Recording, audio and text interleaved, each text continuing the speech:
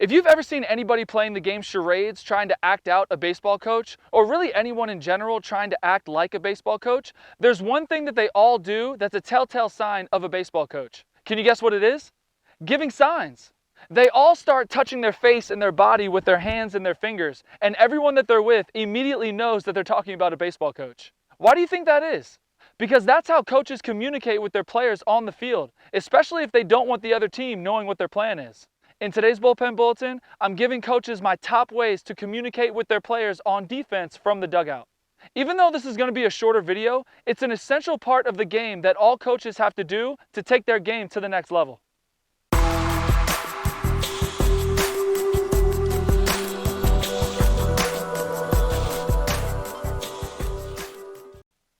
Hey team, Coach Hart here with Building Better Baseball, the best place for baseball education. First, if this is your first video and we're meeting for the first time, I'd like to say it's awesome to have you and welcome to the team.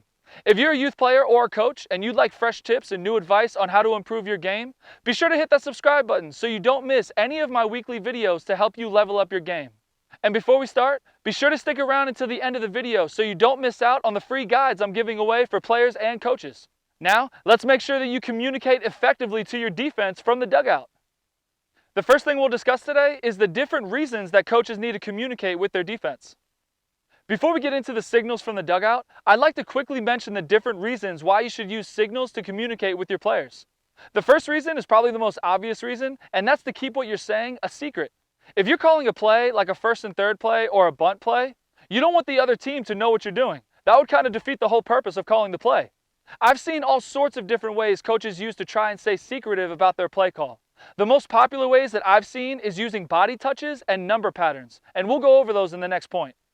The second reason you should use signals to talk to your defense is because if it's ever a loud atmosphere like a championship game of a tournament, then your players won't be able to hear you even if you're screaming and yelling at the top of your lungs. Let's say it's late in the game and the four-hitter is coming up and he's hit the ball down the third baseline 2 times already. You probably want to shift your players in that direction in case it happens again, right? Instead of trying to scream and yell at the outfield the entire game, you can just use hand signals to move them wherever you want them to play. If you want to get the center fielder's attention and you're in the third base dugout, you can call to the third baseman to yell at the center fielder to look at you. Once the center fielder is looking at you, you move him with hand signals without saying anything. Now that you know why you should use signals, let's get into the signals. The second thing we'll discuss today are the actual signals that you can use to communicate. First, we'll go over the signals to move your players to different areas of the field. And this is after you have their attention. If they can hear you and it's a quieter atmosphere like a morning game, you can just call out their name. If they're farther away in the deep outfield or it's a loud atmosphere, then you can ask an infielder to get their attention for you. And also, make sure the pitchers know not to pitch while you're moving the defense.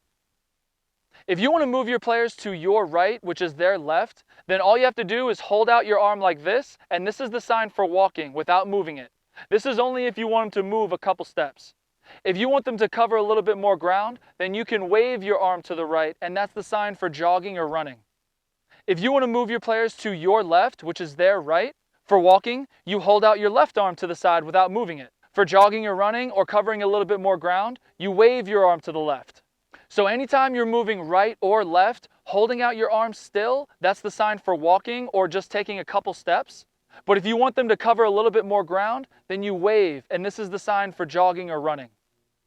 If you want to move your players in closer to home plate, you wave one or both, doesn't matter, you can wave one or you can wave both, whatever you're comfortable with, but wave them in front of your face and in front of your body, just like this. This means to move in closer to home plate.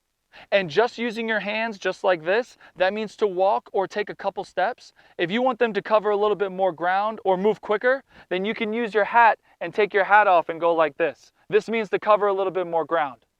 If you want to move your players deeper or farther from home plate, you wave one or both of your hands behind your head like this. Whatever you're comfortable with. You can go one hand, you can go 2 hands. And remember, just your hands means walking or taking a couple steps back. So this would be a couple steps back. If you want them to really get back deep in the outfield, you can take off your hat and go behind your head like this.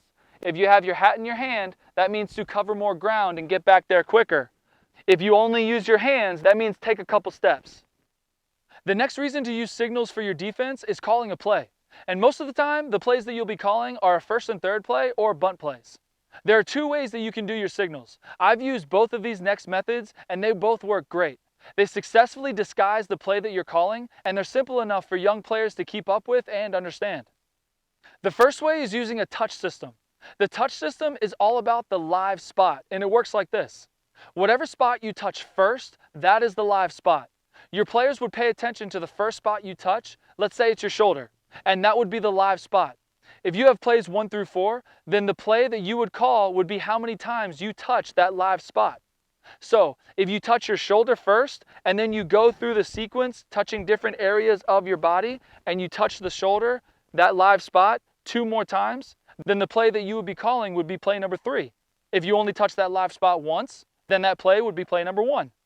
You end the sequence and your players know that the sequence is over whenever you clap and you say something like, "Let's go," something like that.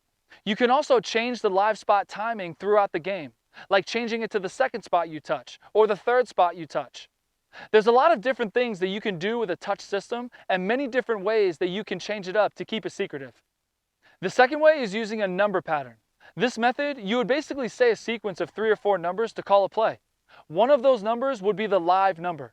You can make it the first number, the second number, the third number, and so on. You could use the innings as an indicator if you wanted to. Like in odd innings, it will be the second number, or even innings will be the first number. Or in innings 1 through 3 will be the last number, and innings 4 through 6 will be the third number, stuff like that. This is another simple way that you can communicate your plays with your defense. I'd like to hear your thoughts about this video. How do you use signals to communicate with your defense? And if you don't, do these methods seem like something that you could do for your team? Leave a comment below and I'll be sure to get back to you. Now it's time for the best part, the free guides. If you look down in the description area, you'll find my free baseball equipment sizing guide. This guide explains every piece of equipment that we use in baseball, and most importantly, how to find your perfect size. There's also a free 2-hour practice plan for coaches who are looking for some help in making their practices more efficient. It has 2 practice blueprints and has everything you need for a quality practice. Don't forget to grab yours down below. Thanks for spending some time with me today. I hope this video gave you some new tips on how to effectively communicate with your defense so you can make sure that they're always in the right spot and they know what plays to run. I'll see you next week for another edition of the Bullpen Bulletin.